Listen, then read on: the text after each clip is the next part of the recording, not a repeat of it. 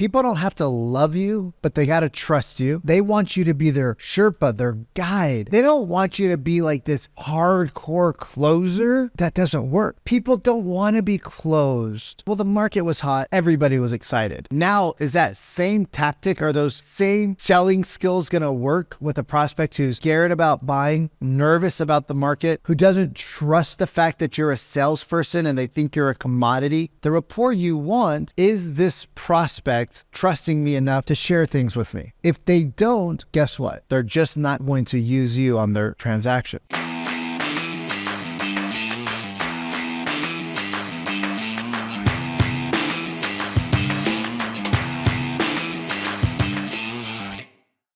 What's up? Welcome back. I am your host of this amazing show, Coach Vikram. I hope you're having a wonderful week. Hope you're having a wonderful day. And I don't even know what time you watch this at, but let's talk about it. Have you noticed a shift in the market? Have you noticed that the real estate market is different now than it was a year ago? Because if you haven't noticed that, you probably aren't selling any real estate, or maybe you got just such a really solid business that it's just business as usual.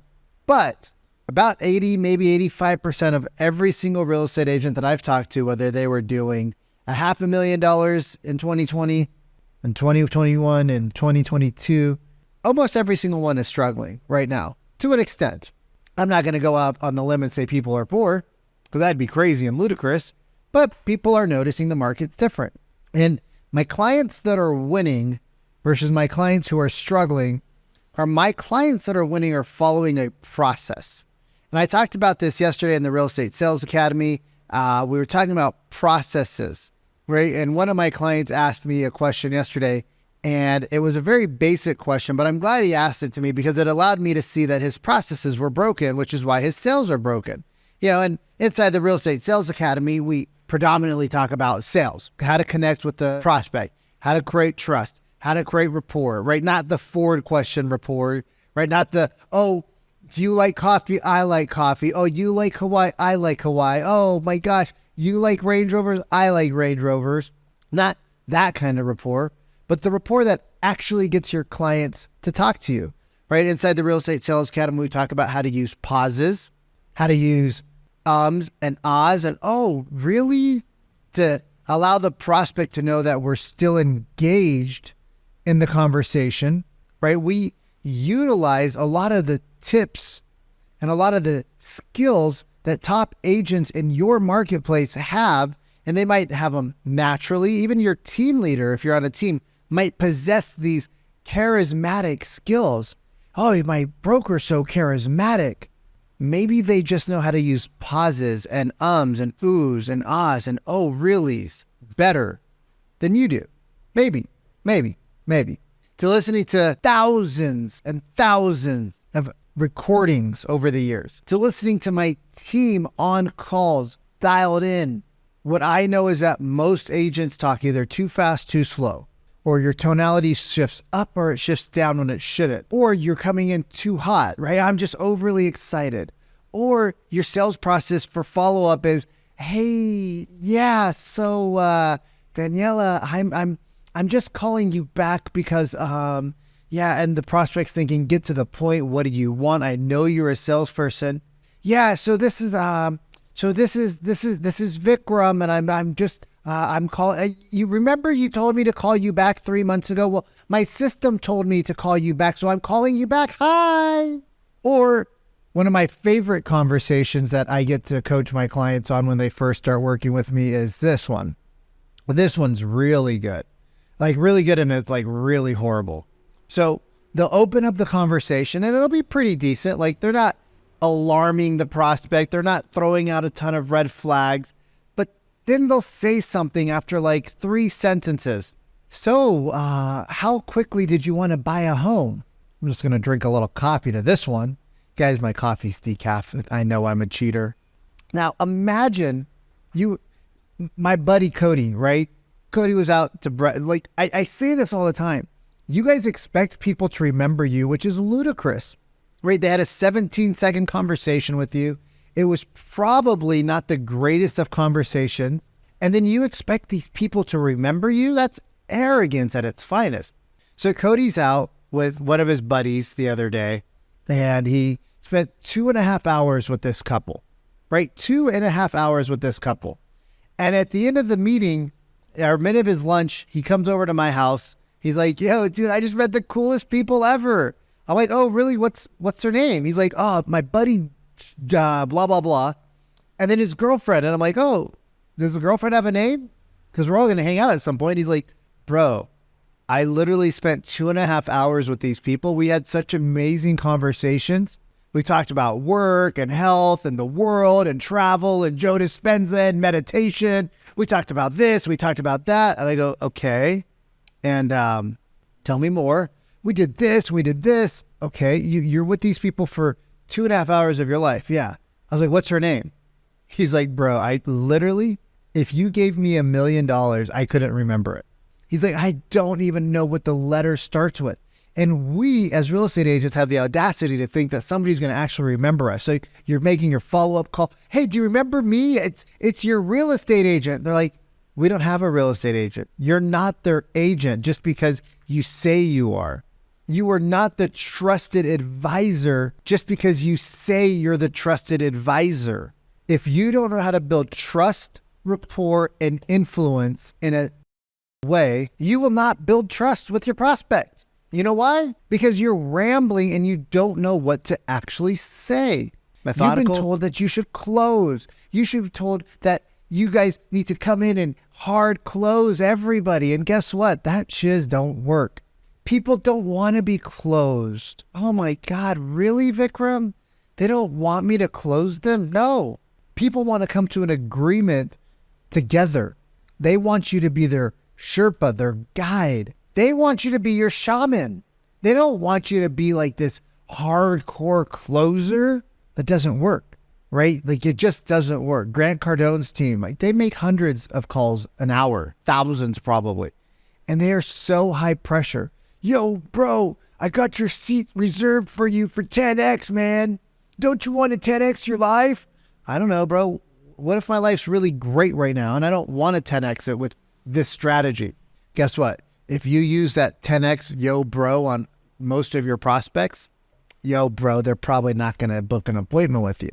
So building trust, building rapport, and building influence is probably very different than what you were taught, if you were even taught anything. Because you as an agent was taught some really, really minor, I mean, most real estate agents I know weren't even taught how to write a contract, right? So it's like kind of weird. How are you going to make sales if you weren't even taught how to write a contract? Like, come on, it's kind of a weird industry we're in. So going back to our call yesterday, the question that I was asked by one of the newer people in the group was, hey Vic, I have a listing coming up and there's trash in the house. Who do I call? And I'm shocked because it seems so basic to a lot of us. But I'm not shocked because it just shows that there's a lack of a process. This particular real estate agent doesn't have a process, doesn't have a team, doesn't have resources available. So when somebody needs to list their home and there's junk removal, it's very stressful because he doesn't know who to call, right? What's your process look like? And then let's talk about your sales process. What do you do when you get a lead, right? A future client. What do you do when you get a name into your inbox? What do you do when you get an email? What do you do when you get a phone call that says, hey, we're thinking about selling our home. We're thinking about actually purchasing a home right now, right?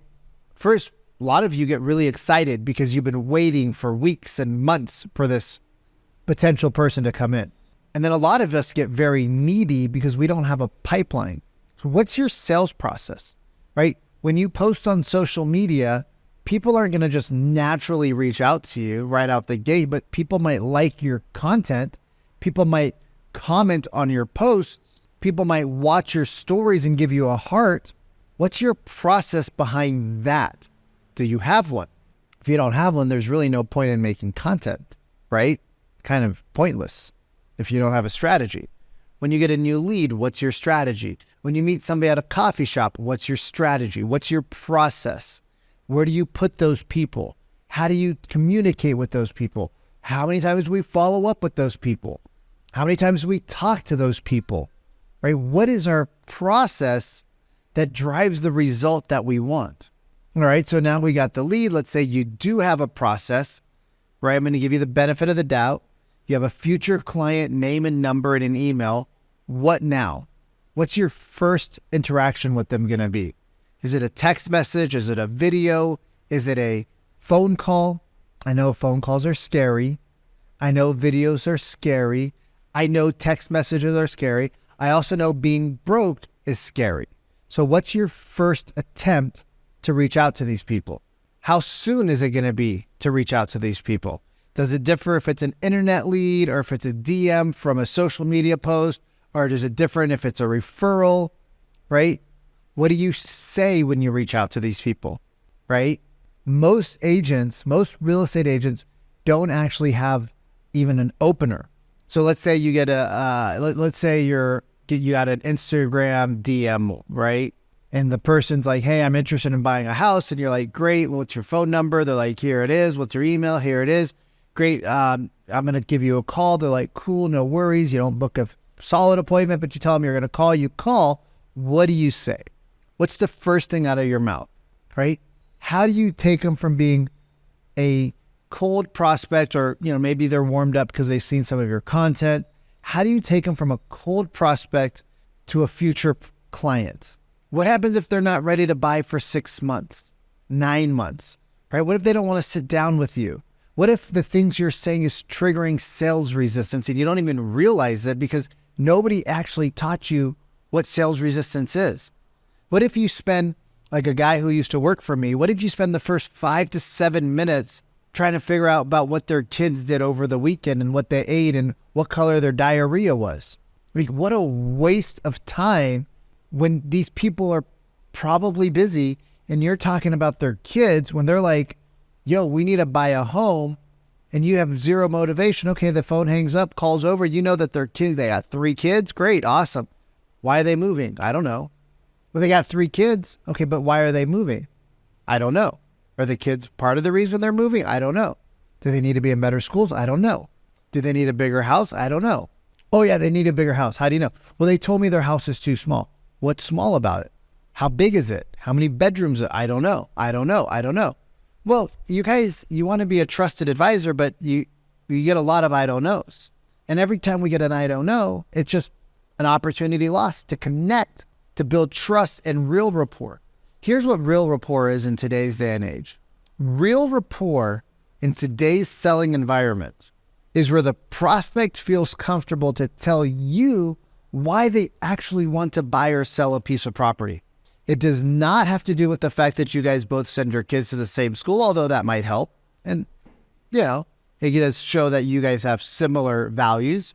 It does not mean that you guys vacation at the same island in Hawaii, right? It does not mean that, we both wear Rolexes, right? Those are all great things, but those aren't going to get you the rapport you want. The rapport you want is this prospect trusting me enough to share things with me? And if they don't, guess what? They're just not going to use you on their transaction. So modern day trust, rapport, influence, right? People don't have to love you, but they got to trust you. People don't need to vacation at the same spot as you, but they got to be willing to open up to you. And influence, right? Well, if we don't have trust and rapport, we don't even need to discuss influence because we're never going to get there. So what you were taught in the momentum-based market, right? You were taught in the momentum-based market, be friendly, be outgoing, be cheering, right? Be overly excited. Well, the market was hot. Everybody was excited. There was a lot of excitement in the market.